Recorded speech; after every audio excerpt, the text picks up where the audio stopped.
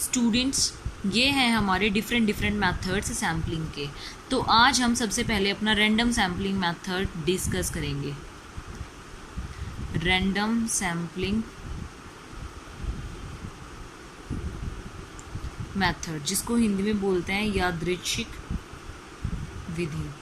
नाम से ही पता चल रहा है रैंडम, जब एकदम से रैंडम से अचानक कोई चीज़ होती है, मतलब जो सोच समझ के ना किया जाए, वो होती है हमारी रैंडम। जिसके बारे में कुछ पता ना हो, वो होती है हमारी रैंडम। जिसके अंतर्गत अगर मैं एग्जैक्ट डेफिनेशन में बोलूँ तो जिसके अंतर्गत समग्र की प्रत्येक इकाई को एक प्रॉपर सबको सेम चांस दिया जाए, वो होती है हमारी रैंडम सैम्पलिंग। जैसे आपकी लॉटरी मेथड हो गया, आपका टेबल नंबर्स हो गया, मतलब रैंडम टेबल नंबर्स हो गया, ये दोनों मेथड्स इसके अंदर आते हैं। फर्स्ट मेथड आता है इसके अंदर लॉटरी मेथड।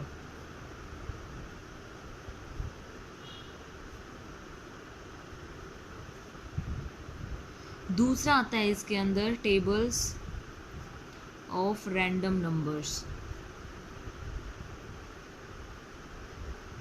इसके अंदर ये दोनों मेथड आते हैं। लॉटरी का आपको पता है क्या होता है? इसमें क्या होता है, सभी की पर्चियाँ बना ली जाती है और वो पर्चियाँ डाल दी जाती हैं एक बाउल वगैरह में, और फिर एक बंदा जो किसी के साथ भी पक्षपात नहीं करता, वो वहाँ आंखें बंद करके अपनी क्या करता है, एक पर्ची उठाता है, और जो पर्ची उसमें आता है, जो नंबर आता है, वो हमारे सैंपल में शामिल कर लिया जाता है। तो ये तो होता है हमारा लॉटरी मेथड। दूसरा मेथड इसमें क्या आता है, टेबल ऑफ रैंडम नंबर्स। इसमें क्या होते हैं, हमारे जो एक्सपर्ट्स होते हैं, उन एक्सपर्ट्स के द्वारा कुछ सारणियों का, कुछ टेबल्स का निर्माण किया जाता है।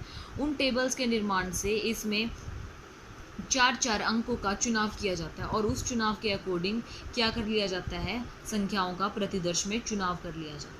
तो इस सैंपल मेथड की मेरिट्स क्या होंगी, गुण क्या होंगे, इस वाले मेथड के, रैंडम सैंपलिंग मेथड के गुण क्या होंगे, मेरिट्स क्या होंगी? फर्स्ट, इसमें पक्षपात नहीं होगा। क्यों? क्योंकि आंखें बंद करके उठाएगा, तो पक्षपात नहीं होगा। दूसरी चीज़ और क्या होगी, शुद्धता होगी। क्यों? क्योंकि इसमें कोई भी चीटिंग नहीं हुई है। तीसरी चीज़, इजी मेथड है, सरल विधि है, इजी। क्यों? इसमें कुछ भी नहीं करना होता, तो बायसनेस, अनबाइज्ड मेथड होता है ये। दूसरी चीज़ एक्यूरेसी होती है इसमें। तीसरी चीज़ सिंपल मेथड होता है। एंड फोर्थ वन इज़ जो होता है इसमें टाइम कम लगता है, टाइम सेविंग मेथड होता है, कम समय लगता है। तो टाइम सेविंग मेथड होता है ये चार जो हैं, ये इसकी क्या हो गई है, मेरिट्स हो गई हैं। अब हम इसकी क्या करते हैं, डीमेरिट्स डिस्कस करते हैं, अवगुण। इसके अवगुण क्या होते हैं, इसका जो सैंपल का आकार होगा वो छोटा होता है, साइज़ जो होता है वो स्मॉल होता है सैंपल का। क्यों? अगर बड़ा साइज़ होगा तो बहुत मुश्किल हो जाएगा उसमें, फिर वो पर्चियाँ बनाओ पहले, फिर डालो, फिर बहुत मुश्किल हो जाएगा। और दूसरा मेथड क्या होगा, ये जो है, ये प्रतिदर्श जो है उन उसमें हर एक तरह की इकाइयों में जो होता है, ये एप्लीकेबल नहीं होता। क्यों नहीं होता एप्लीकेबल? क्योंकि इसमें कुछ मेथड्स ऐसे होते हैं, कुछ चीज़ें ऐसी होती हैं जिसमें हम इसमें यूज़ नहीं कर पाते हैं। It is not applicable in all situation, it's not applicable in all type data. सभी तरह के डाटा के लिए ये अप्लाई नहीं होता है। तो ये था हमारा random sampling method. Random sampling method, इसको हम क्या कहते हैं, यादृच्छिक प्रतिदर्श। यादृच्छिक प्रतिदर्श और अब अव्यवस्थित प्रतिदर्श के बीच अंतर बताना है हमें। क्या अंतर होता है यादृच्छिक प्रतिदर्श और अव्यवस्थित प्रतिदर्श के बीच में, वो बताती हूँ। देखो, डिफरेंस बिटवीन रैंडम सैम्पलिंग और हैफेज़र्ड सैम्पलिंग, फजार्ड सैम्पलिंग। हिंदी में इनको बोलते हैं अव्यवस्थित प्रतिदर्श, और इसको बोलते हैं यादृच्छिक प्रतिदर्श।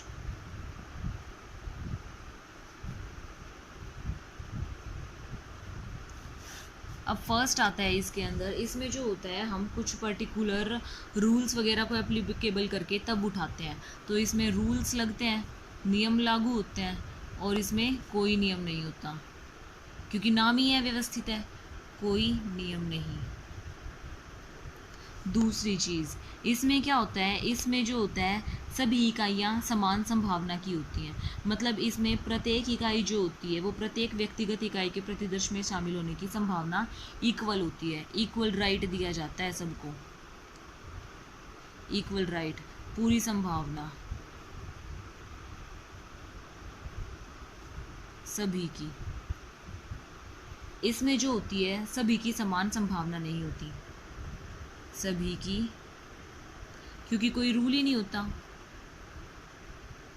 समान संभावना नहीं होती। मतलब इसमें जो होते हैं वो फुल चांसेस होते हैं सबके, लेकिन इसमें पूरे पूरे चांसेस नहीं होते। इसमें हो भी सकता है और नहीं हो सकता, क्योंकि इसके नाम से ही पता चल रहा है कि ये इसमें कोई व्यवस्थित, कोई भी इक्वल मतलब रूल्स वगैरह फॉलो नहीं कर रखे हैं, कोई भी ऊपर नीचे ऐसे ही चलता रहता है, हम ऐसे ही डिसाइड करते रहते हैं। तो इसलिए इसमें आपका कोई रूल, कोई एप्लीकेबल नहीं होता है।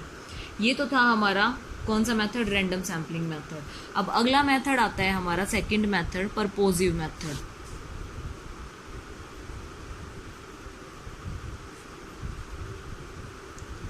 परपोजिव मेथड को हिंदी में क्या बोलते हैं, सविचार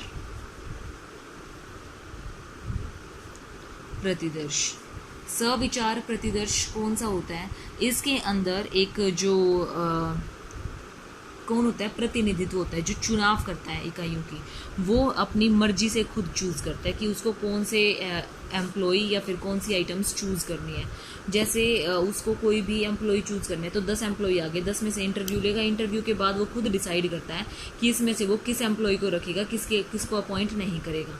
तो ये होता है परपोजिव, जो वो अपने मन से कुछ काम करता है, किसी की राय उसमें मैटर नहीं करती, वो खुद अपनी राय अपनी इच्छा अनुसार सारा काम करता है। तो इसके मेरिट्स क्या होंगे, फर्स्ट आता है इकोनॉमिकली बहुत सेफ होगी ना, तो इसमें जो कॉस्ट होगी वो बहुत कम लगेगी। तो क्या होगी ये हमारी, इसमें जो कॉस्ट होगी, खर्चा जो होगा वो कम लगेगा, तो इसलिए ये हमारी क्या होगी, लेस एक्सपेंसिव होगी, कम खर्चीली। अगर ज़्यादा पैसा लगता तो एक्सपेंसिव होती। सिंपल मेथड है क्योंकि इसमें ये खुद चूज़ करता है, सिंपल सरल विधि। थर्ड इसकी आती है हमारे पास, ये वहाँ पे ज़्यादा यूज़ होती है जहाँ पे कुल इकाई जो होती हैं उनको एक से ज़्यादा या फिर सारी एक जैसे एक टाइप की हो, ये वहाँ एप्लीकेबल होता है। एप्लीकेबल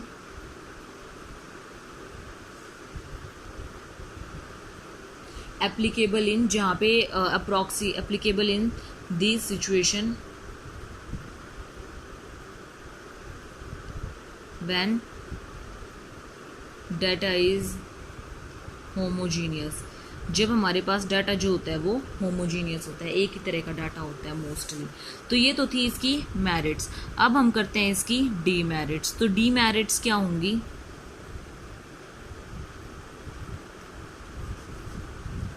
हाँ जी, इसकी डीमेरिट्स क्या हो सकती हैं। इसकी डीमेरिट्स, फर्स्ट डीमेरिट होगी इसकी हमारे पास कि इसमें जो होती है वो बायसनेस ज़्यादा होती है। क्यों, जो उसका नोन होगा वो उसको प्रेफर करेगा, तो इसलिए इसमें पक्षपात होता है। दूसरा इसमें और क्या हो सकता है, इसमें जो होते हैं विश्वसनीयता नहीं होती, तो ट्रस्टवर्दीनेस नहीं होती, विश्वास नहीं होता एक दूसरे के ऊपर, विश्वसनीयता नहीं होती। तो ये थे आज हमारे 2 मेथड्स, बाकी हम कल डिस्कस करेंगे। आज के लिए इतना काफ़ी है। Thank you students.